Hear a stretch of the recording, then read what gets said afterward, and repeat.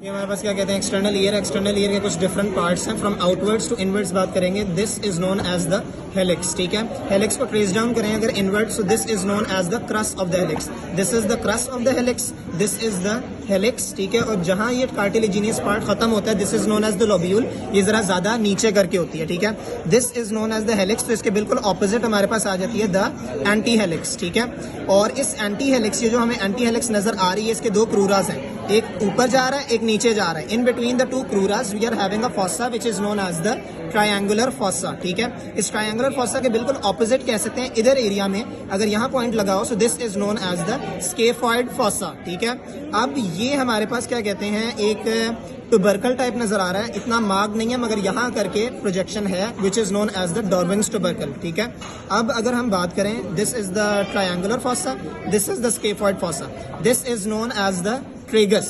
ठीक है, and this is known as the antitragus, and in between we are having the intertragic notch. ये जो हमारे पास टोटल डिप्रेशन है which is leading inside the external auditory tube, तो ये अब हमारे पास आ जाएगा, this is known as the concha of the auricle, and this is. अब अगर हम बेसिकली हमने कहा था कि एक्सटर्नल ईयर के दो पार्ट्स होते हैं, एक होता है हमारे पास द ऑरिकल, ये एज एन ओवरऑल इसे हम ऑरिकल कहते हैं। ठीक है, and this is the external auditory tube. ठीक है, एक्सटर्नल ऑडिटरी ट्यूब का एक लैटरल पार्ट होता है और एक मीडियल पार्ट होता है। The lateral 1/3 is cartilaginous. ये देखो, ये जो ब्लूइश पार्ट है, दिस इज कार्टिलेज, ये कार्टिलेज है। Lateral 1/3 is cartilaginous and the medial 2/3 is basically bony. ये बोनी पार्ट आ गया हमारे पास। ठीक है, which is now leading inside into the, यहाँ से अगर इस तरीके से दिखाया जाए, it is leading inside into the tympanic membrane. ठीक है, this is the tympanic membrane. इस टिम्पैनिक मेम्ब्रेन को हमने रिमूव कर लिया इस ओरिएंटेशन के अंदर, और ये भी पता होना चाहिए that this is making an angle of 55 degree.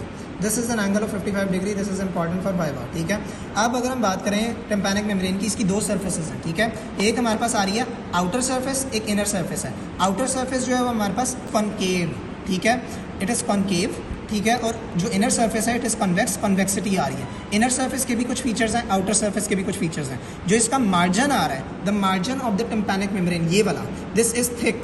ठीक है, this is the thick part of the tympanic membrane, और ये हमारे पास टिम्पैनिक मेम्ब्रेन है। इसके हमारे पास दो पार्ट्स आ रहे हैं। ये जो हमारे पास इस तरीके से था ना, तो ये हमारे पास फ्रंटल एस्पेक्ट था, ये पोस्टीरियर एस्पेक्ट था। तो ये हमारे पास जो एक लाइन नजर आ रही है, this is known as the anterior malleolar fold, this is the posterior malleolar fold, और यहाँ इन दोनों के दरमियान अगर पॉइंट लगाओ, this is the pars flaccida, and pars tensa जो होता है वो हमारे पास ये है। The greater part of the tympanic membrane from outside is the pars tensa, it is tense, and this is flaccid, it is not that much tense. Clinically बात की जाए तो द जो होता है हमारे पास pars flaccida, it is more prone to rupture. For example, अगर ये है इस तरीके से हमारे पास टिम्पैनिक मेम्ब्रेन पड़ी हुई है, यहाँ से अगर कोई आपको चीज़ आई है, it is going to rupture, and the most prone area to be ruptured is the pars flaccida. फिर ईयर की इन्फेक्शन चली जाती है into the middle ear which is dangerous. ठीक है, अब इसका एक वाइवा पॉइंट ऑफ व्यू से इंपॉर्टेंट बात है कि पार्स फ्लैसिडा जो होता है ना, इंटरनली अगर इसका इस तरह अंदर से क्रॉस हो रहा है बाय द कॉर्डा टिम्पैना, यहाँ नजर नहीं आ रही but it is very much important कि इसके अंदर से क्या स्ट्रक्चर गुजर रहा है, कौन सी चीज़ क्रॉस कर रही है, इट इज़ द कॉर्डा टिम्पैना। ठीक है, अब अगर हम बात करें ऑन द इनर एस्पेक्ट, ये देखो इस तरीके से हमने लगा दिया, हमने एक्सटर्नल एस्पेक्ट की सारी बात कर ली।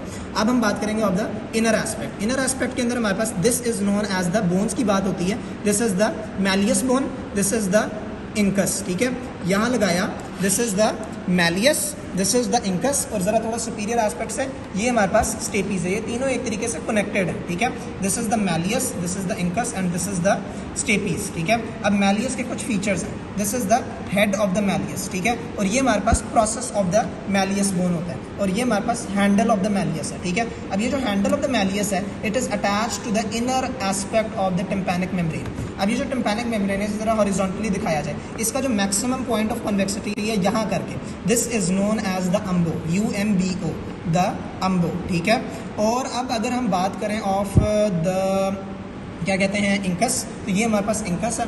ठीक है, इसके भी एक प्रोसेसेस होते हैं, एक हमारे पास शॉर्ट प्रोसेस है, एक हमारे पास लॉन्ग प्रोसेस है।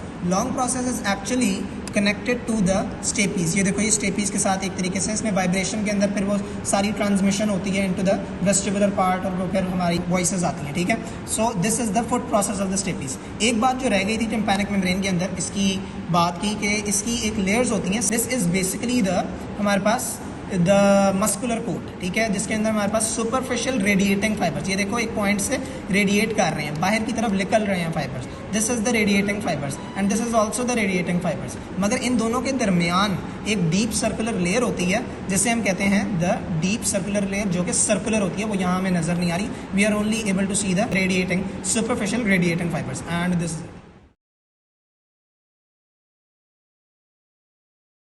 अब अगर हम बात करें of the inner ear, so basically inner ear के अंदर हमारे पास जो मेन पार्ट्स होते हैं, कॉक्लिया होता है, ठीक है, और हमारे पास वेस्टिब्यूल होता है, और हमारे पास ये सेमी सर्कुलर कनाल्स होते हैं, ठीक है।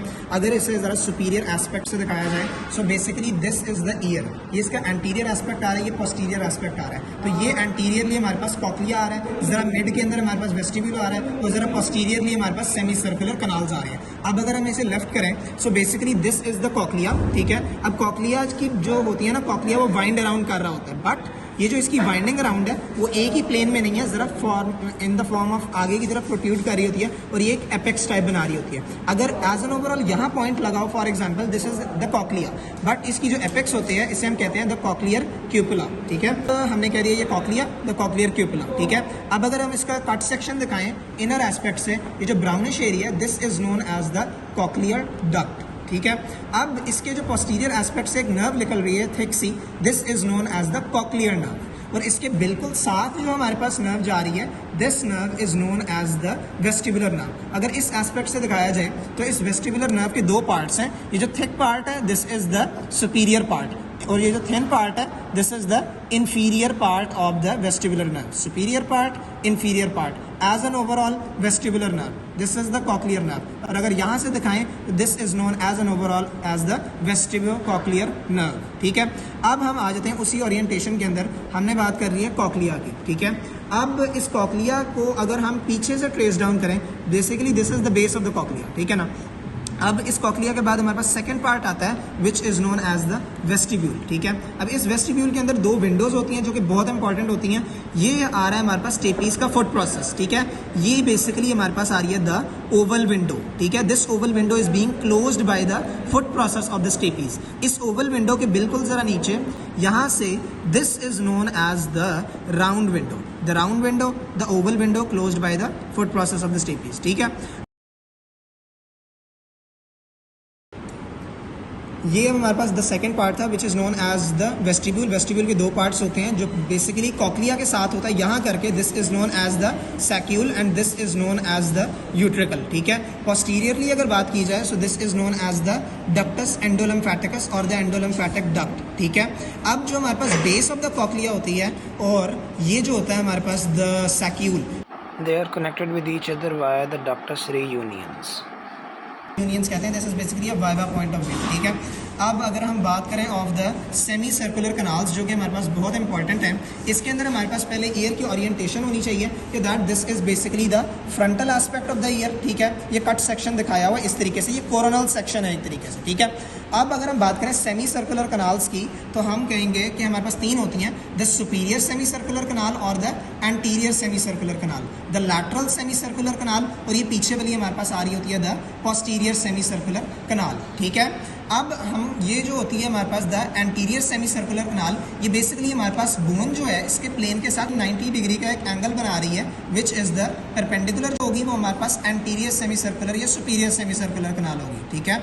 और ये इसका एम्पुला आ रहा है, the dilated part of the anterior semi circular canal, ठीक है। अब यहाँ से आ रही है हमारे पास लैटरल। लैटरल की एक बहुत हमारे पास इंपॉर्टेंट आईडी पॉइंट ये है कि that this is in a horizontal plane, बिल्कुल हॉरिजॉन्टली होती है अगर ये सुपीरियर एस्पेक्ट से दिखाया जाए। So this is basically horizontal flat है, इसी के साथ है, तो ये आ जाती है हमारे पास the lateral semi circular canal. अब जो हमारे पास पोस्टीरियर सेमी सर्कुलर कनाल है वो होती है हमारे पास पैरेलल टू द प्लेन। अगर इसे इस तरीके से दिखाया जाए, प्लेन ऑफ द बोन हमारे पास ये आ रहा है, ठीक है, और इसकी भी डायरेक्शन इधर ही है। So this is the posterior semi circular canal. अब एक इंपॉर्टेंट पॉइंट है, अगर पोस्टीरियर एस्पेक्ट से दिखाया जाए कि the point where the superior और the anterior semi circular canal and the posterior semi circular canal के नॉन एम्पुलेटेड एंड ये इस पॉइंट पे लगेगा ना, ये मीट कर रहे हैं, इसे हम कहते हैं द क्रस कम्यून, ठीक है, द क्रस कम्यून, ठीक है। This is very much important, ठीक है। ये इसके अंदर हमारे पास बात आ जाती है and I think this is